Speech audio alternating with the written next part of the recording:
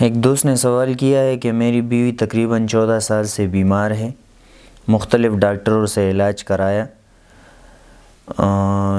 لیکن آرام آنے کے بجائے ان دواؤں کے جسم پر اور اثرات ہوئے۔ ڈاکٹروں نے کہا کہ روحانی علاج کراؤ، مختلف لوگوں سے روحانی علاج بھی کرائے، لیکن یہاں کے انگریزی اخباروں میں تعویذوں کے استعمال کے بارے میں استفتاء پر ایسی باتیں لکھی ہیں جس سے میں انتہائی پریشان ہوں۔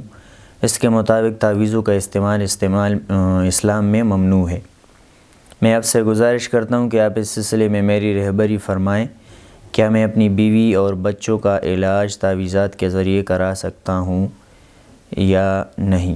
دیکھیں، تعویذ کرانے میں، تعویذ کے ذریعے سے علاج کرنے میں شرعاً کوئی بھی قباحت نہیں ہے، بشرطیکہ کہ تعویذ کا جو معنی ہے وہ معلوم ہو، اس میں کوئی ایسی مشرکانہ بات نہ ہو۔